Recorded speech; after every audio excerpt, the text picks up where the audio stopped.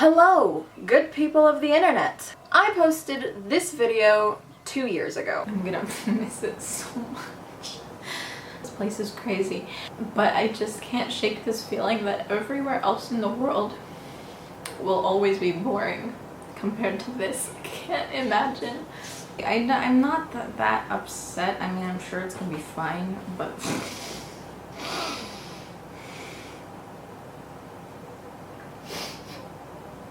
I've had a really shitty day today.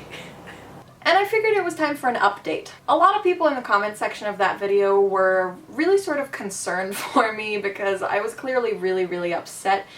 And leaving China is the hardest thing that I've ever had to do. It was painful and I didn't want to leave, but I knew that I had to. 2 years have gone by and I wish I could tell you that I feel like I belong in Germany now. I wish I could tell you that I've found my tribe, that I fit in here, and that I don't miss China anymore. But that's just not true. I still miss China every single day. I miss everything about it, almost. I miss how convenient the metro is. I miss the food. I miss my friends. I miss going to all of my favorite spots, my favorite bars and restaurants and clubs and, you know, all of the places where I would go for live music. I miss the way that I existed in that city. Like, I just knew it, and I belonged, and I knew how to get around the city, and, you know, I was in my element there, and I'm not in my element here. The move from China to Germany was particularly jarring and shocking, not just because we were moving from one country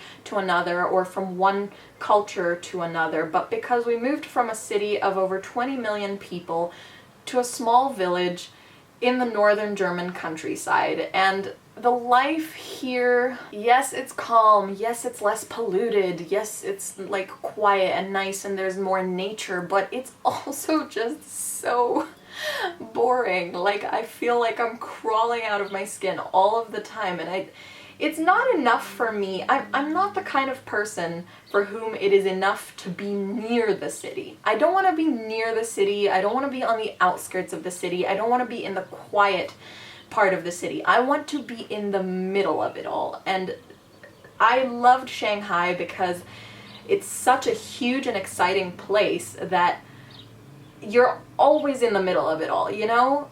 You're never alone, there's never a quiet moment, you're always just a short walk away from something exciting or interesting that's happening. And here, you're like, you know, a 40-minute drive away from anything exciting that's happening. I think about Shanghai every day. I think about...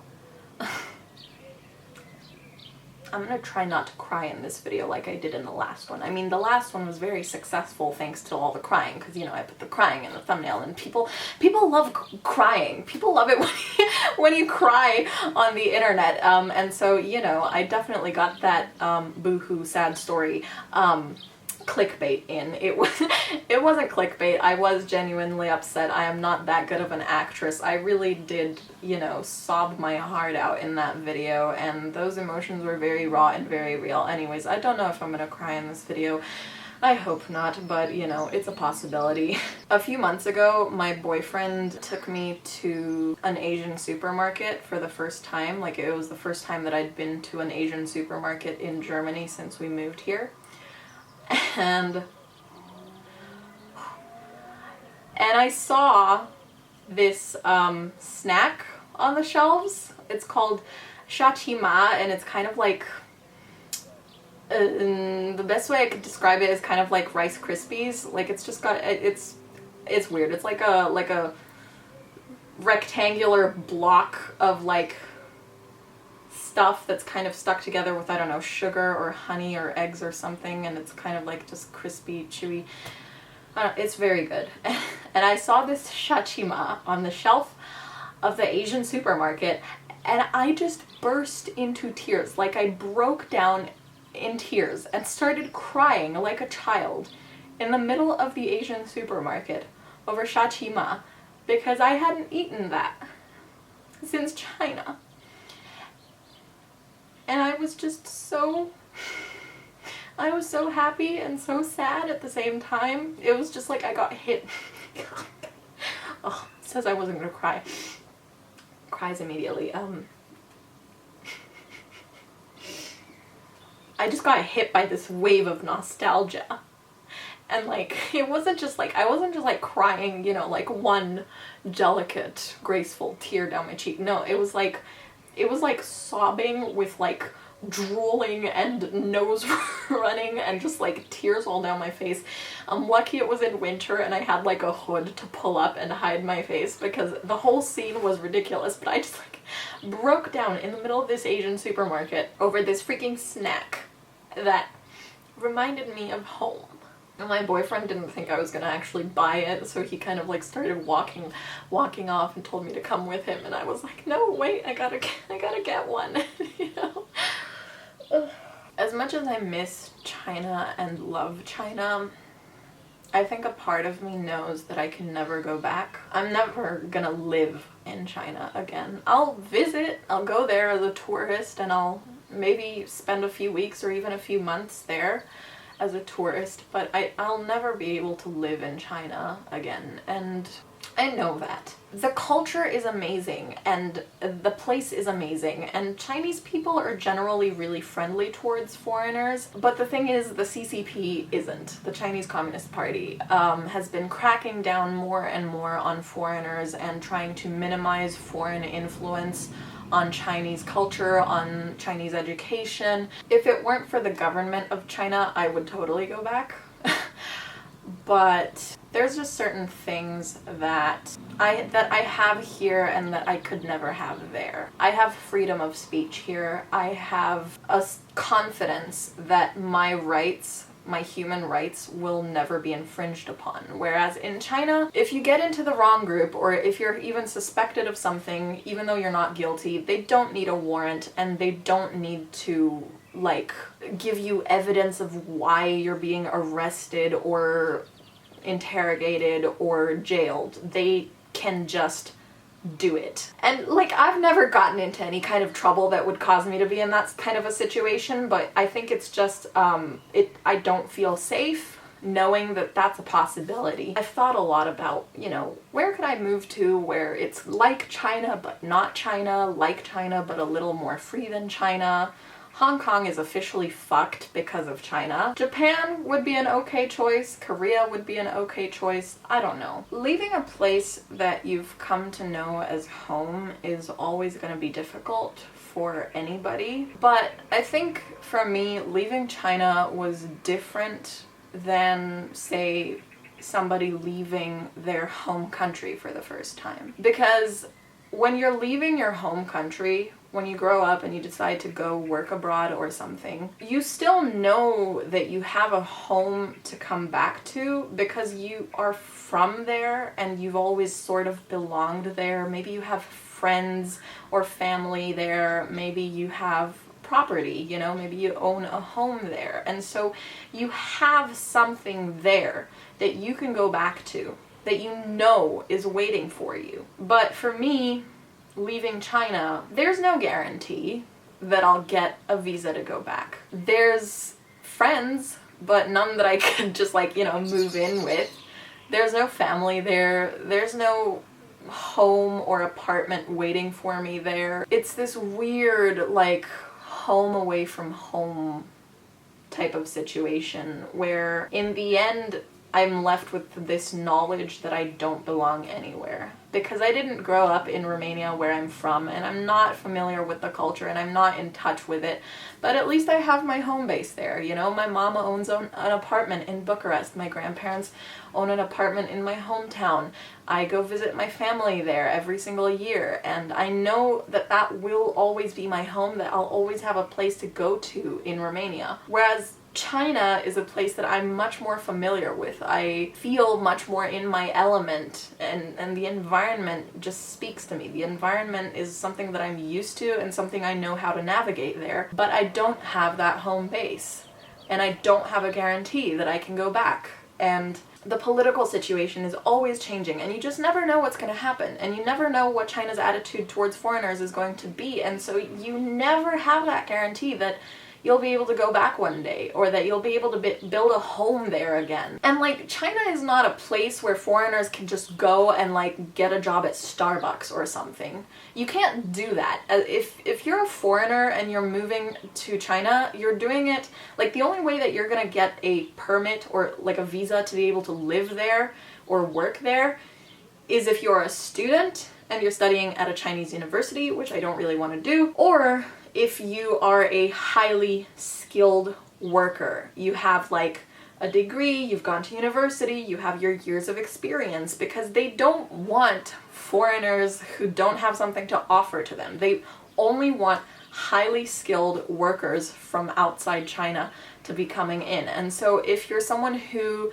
is more into the arts like I am, you're never gonna get permission from the Chinese Communist Party to live in China and to work in China, because you're just not valuable to them. And that's the truth. That's just the way it is. And unfortunately, I don't see that changing in my lifetime. I maintain that China is a very, very beautiful country. It is beautiful culture. It's an amazing, amazing place. But the politics of China completely it's just its downfall. China has a dark side that comes from Beijing, that comes from the government.